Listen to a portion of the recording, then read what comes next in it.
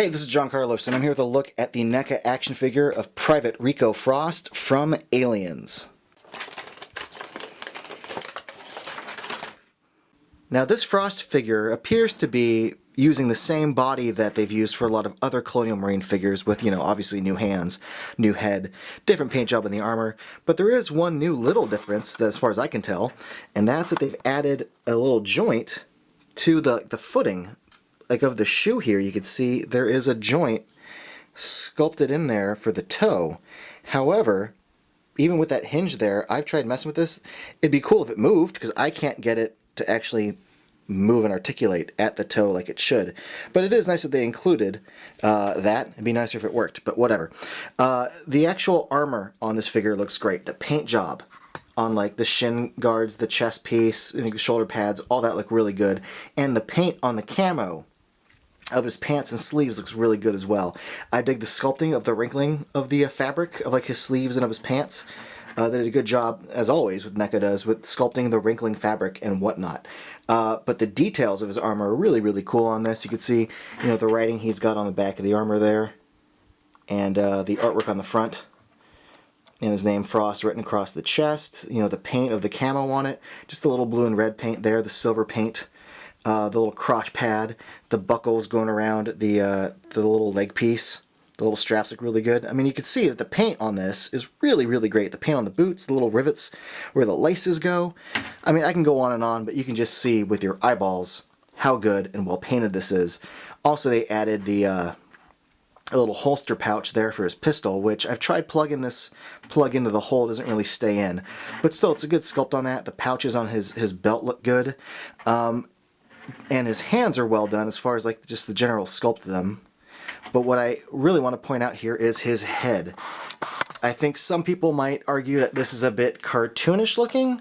Like the dimensions of his head are a bit extreme compared to like how he looks in the film. But I think the intention there is good. He looks better with the helmet on.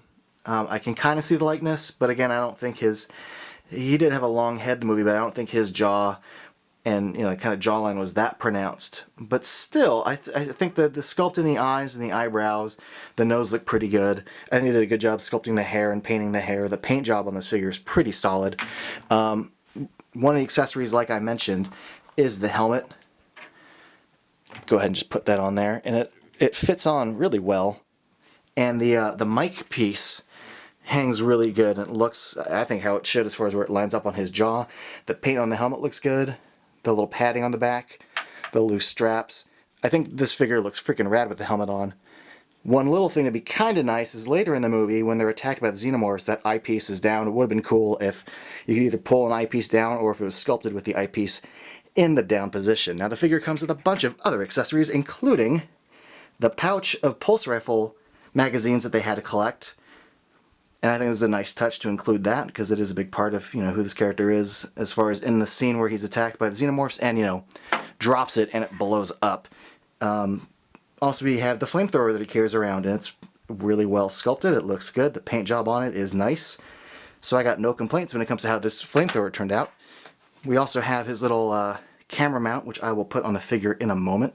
But here it is on its own with the wires, and you can just see the sculpting of it all looks pretty good. And lastly, we have his little pistol, because during the big xenomorph attack, this poor guy didn't stand a chance when he was holding just a pistol and then was lit on fire. Here's the figure holding the flamethrower, and now I'm going to turn the figure around so we can just attach his little camera mount accessory. It just plugs into this hole in the back of the armor. The armor is like a rubber piece over like a plastic figure, so you have to kind of push it through the rubber and the plastic figure underneath. And since you're pushing it through two holes that don't necessarily line up, it does kind of want to wiggle its way out.